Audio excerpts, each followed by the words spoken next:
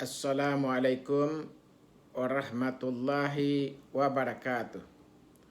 Alhamdulillahi rabbil alamin. Wassalatu wassalamu ala ashrafil anbiya wal mursalin wa ala alihi wa sahbihi ajma'in.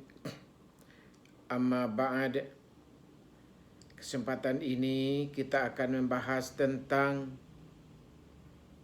memberikan kesetiaan atau menjadikan pemimpin kepada Yahudi dan Nasrani sesuai dengan Al-Maidah ayat 51. Hai orang-orang yang beriman, janganlah kamu mengambil orang Yahudi dan Nasrani menjadi pemimpin-pemimpinmu.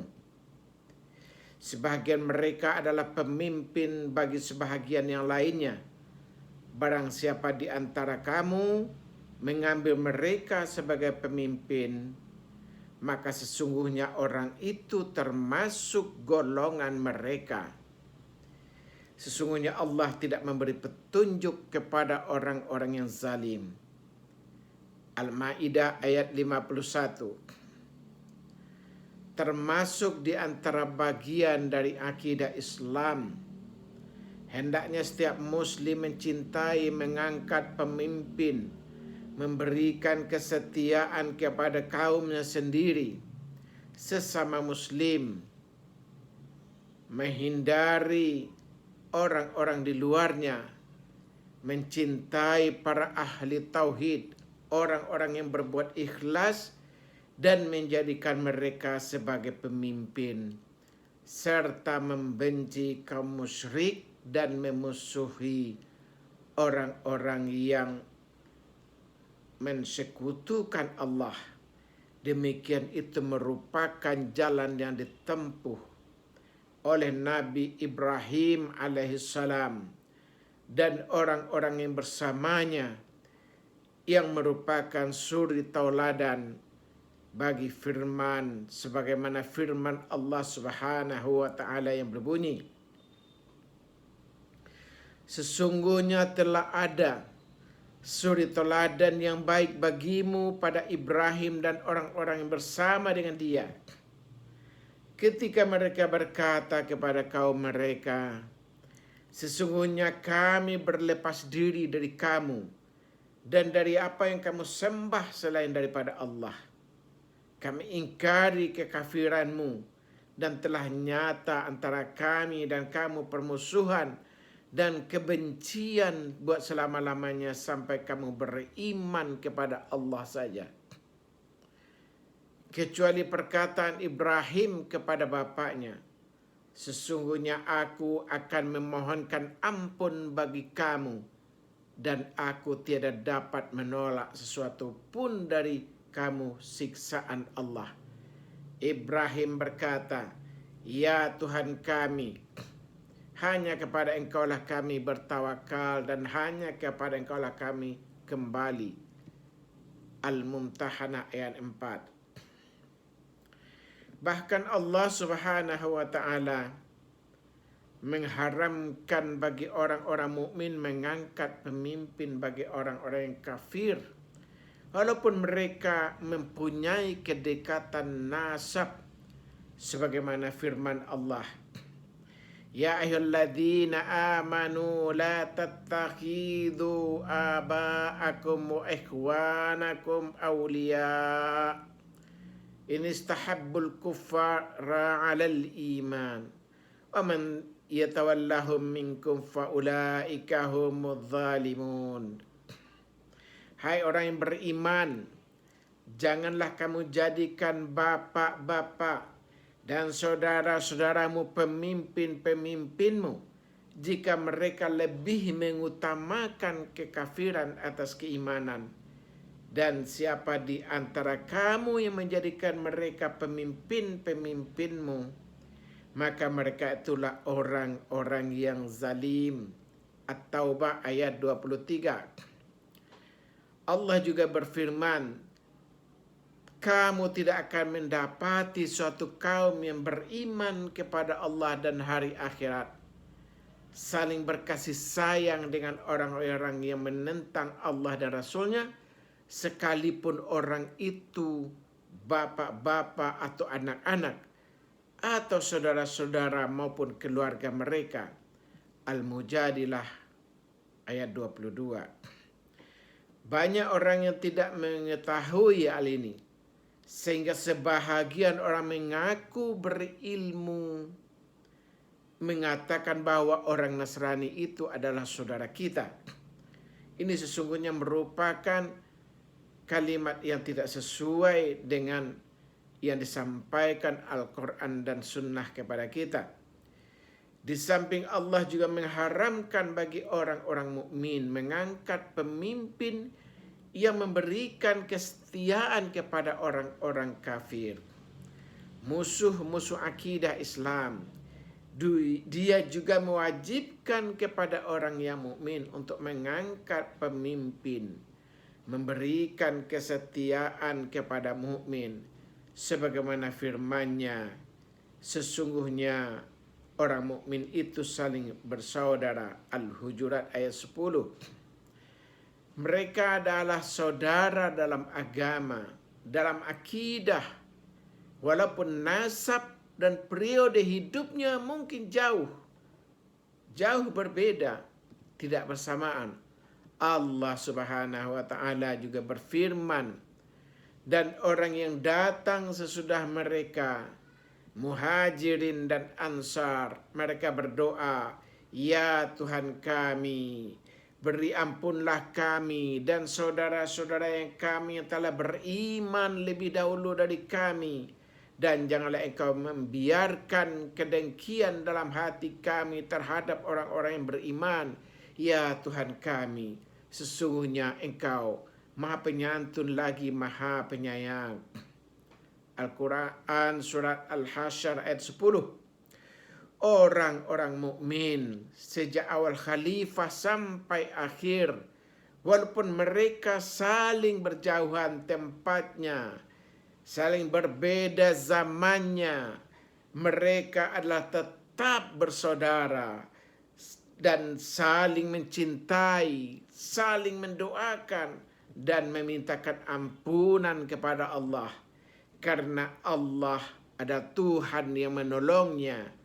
Allah Subhanahu wa taala berfirman, sesungguhnya penolong kamu hanyalah Allah, Rasulnya dan orang-orang yang beriman, yang mendirikan salat dan menunaikan zakat, seraya mereka tunduk kepada Allah.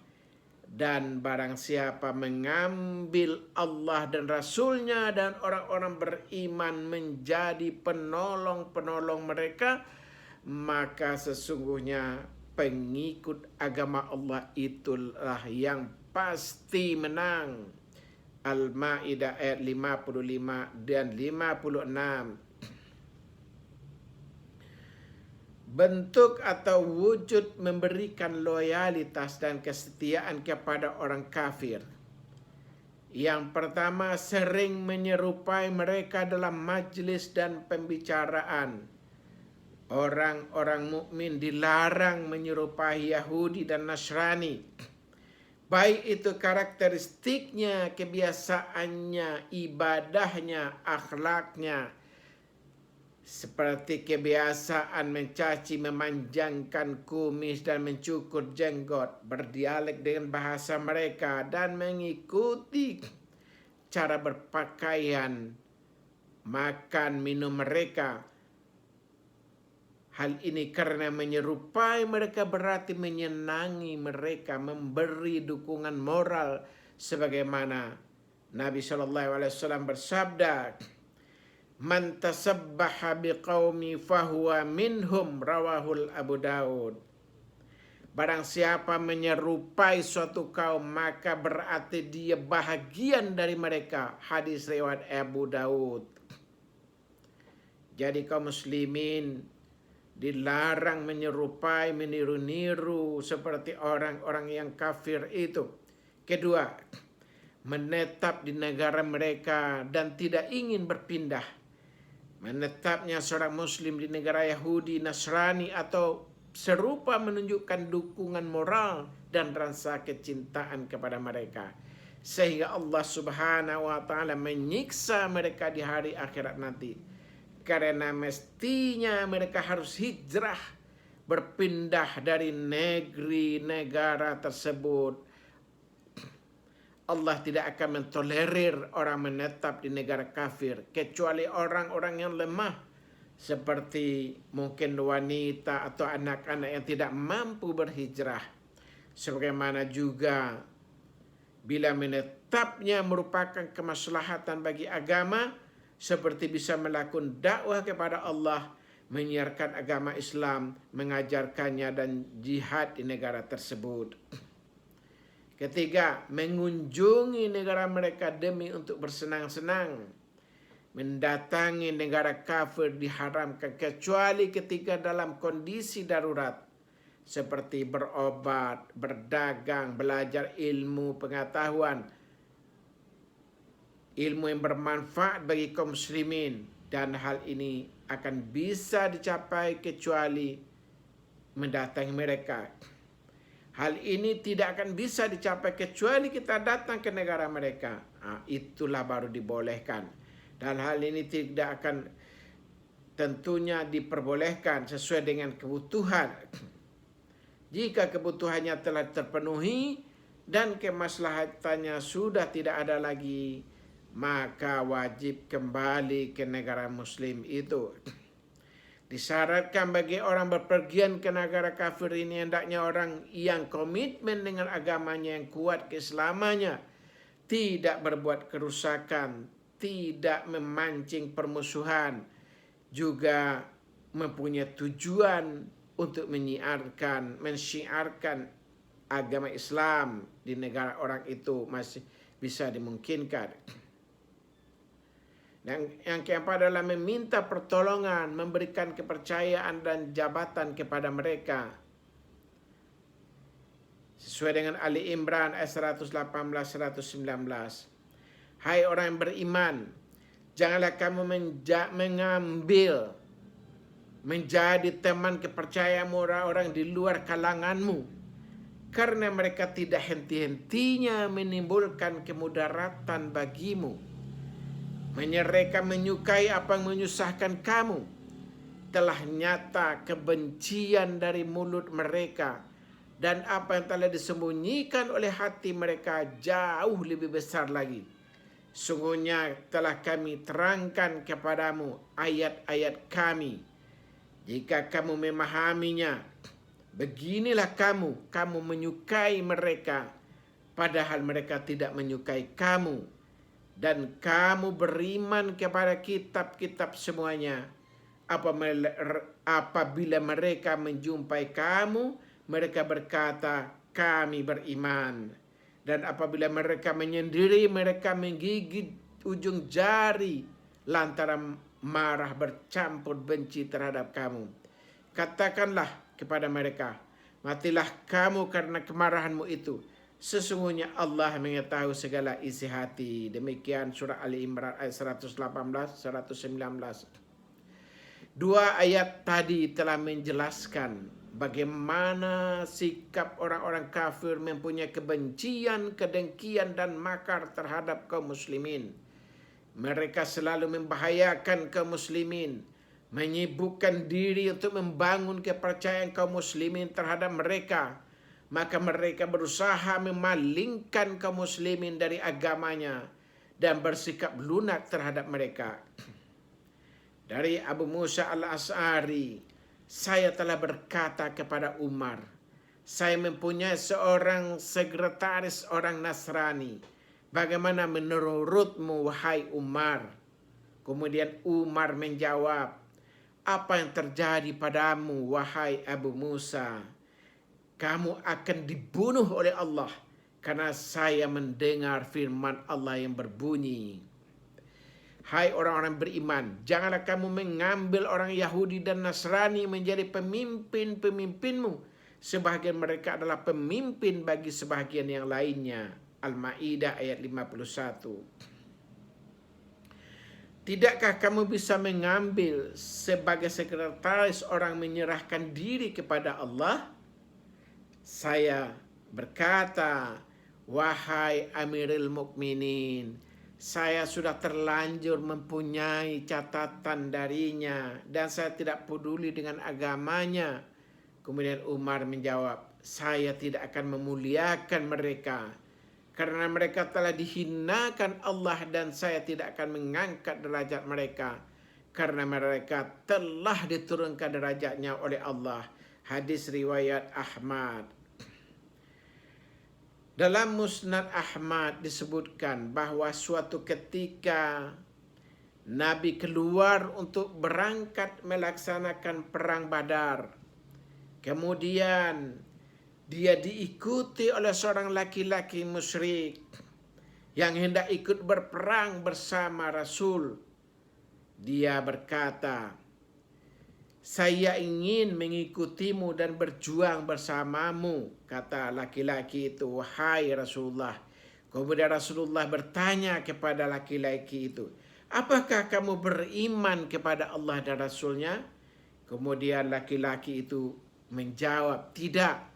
Maka Rasulullah SAW mengatakan, irji' falan asta'ina bi musyrik. Kembalilah, saya tidak akan meminta pertolongan kepada orang musyrik. Demikianlah sikap Rasulullah SAW. Rasulullah tidak akan meminta pertolongan kepada orang-orang yang musyrik. Dan itu tentunya harus menjadi teladan ikutan bagi kita. Dari dua nas dan lainnya ini menjelaskan kita keharaman menjadikan pemimpin orang kafir untuk mengurusi berbagai permasalahan orang muslim yang mungkin mereka mengetahui rahasia kehidupan kaum muslimin sehingga mereka membahayakan kaum muslimin nantinya. Kelima, mengikuti kalender sesuai dengan kalender mereka. Kalender Masehi bukan hijrah misalnya. Ini hari ini kita masih menggunakan kalender Masehi. Maka sepantasnya kita berhijrah ke kalender Islam. Karena demikian diajarkan oleh Rasulullah kepada kita untuk mengganti kalender-kalender kafir Yahudi dan Nasrani dengan kalender hijrah yang dimulai dari hijrahnya Rasul sallallahu alaihi wasallam. Oleh karena itu hendaklah kita mengetahui sejarah masa silam dan menghayati agama Islam dengan penghayatan yang tepat serta membuat kalender untuk mengingat memori dengan kalender yang sesuai dengan Islam.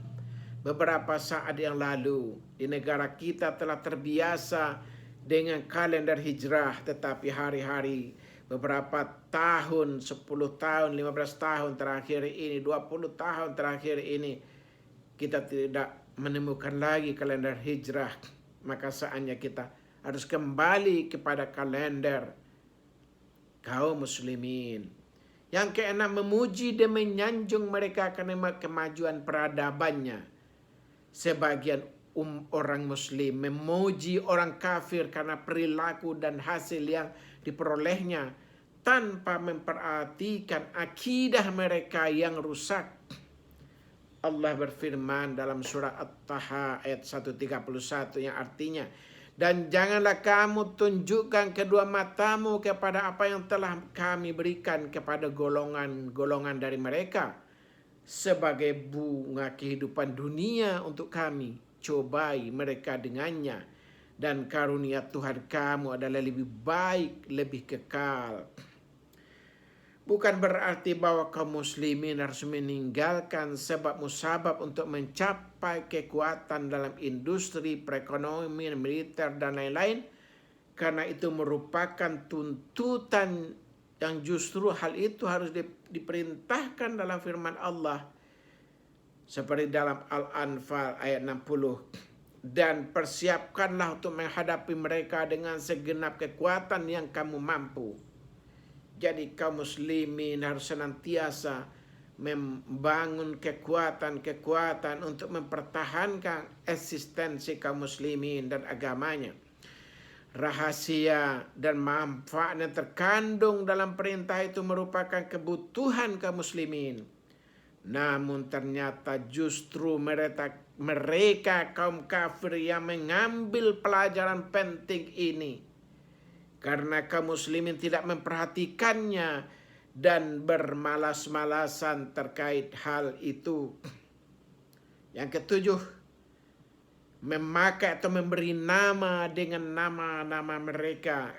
Kaum muslimin dilarang memberi nama, memakai nama-nama mereka. Banyak sekali kita jumpai orang-orang muslim memberikan nama untuk anak-anaknya dengan nama-nama asing, dengan nama-nama orang kafir, nama-nama orang-orang yang musyrik.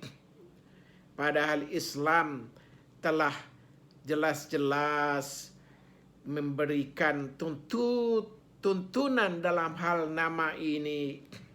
Khairul asma'i Abdullah wa Abdurrahman. Sebaik-baik nama adalah Abdullah dan Abdurrahman. Demikian sabda Rasul sallallahu alaihi wasallam. Banyak sekali kita jumpai di era sekarang ini yang memberikan nama dengan nama-nama keasing-asingan, seolah-olah keren, seolah-olah padahal itu dilarang oleh agama kita menggunakan nama-nama orang kafir, nama-nama orang musyrik untuk anak-anak dan generasi muslim. Yang kedelapan, dilarang menjalin kasih sayang dan mendoakan mereka. Ungkapan seorang muslim seperti semoga Allah mensucikan ruhnya atau ungkapan lain yang diucapkan untuk orang kafir adalah haram sesuai dengan firman Allah. Surat At-Taubah ayat 112. Tidaklah sepatutnya bagi Nabi dan orang-orang beriman memintakan ampun kepada Allah bagi orang-orang musyrik, walaupun orang-orang musyrik itu adalah kaum kerabatnya. Sudah jelas bahwasanya orang-orang musyrik itu penghuni neraka. Demikianlah pesan daripada Islam, pesan daripada Al-Quran. Bagaimana sikap kaum muslimin menghadapi orang-orang yang di luar mereka. Bagaimana kepercayaan terutama dalam hal mengangkat kepemimpinan yang terkait dengan kebutuhan kaum muslimin. Maka orang kaum muslimin wajib memberikan kepercayaan kepada kaum muslimin yang memang telah dituntun oleh Al-Maidah ayat 51 ini. Sekian tuntunan singkat dari agama kita ini terkait dengan permasalahan Al-Maidah ayat 51 ini. Semoga bisa menjadi pelajaran bagi kita semuanya. Wabillahi taufiq wal hidayah. Assalamualaikum warahmatullahi wabarakatuh.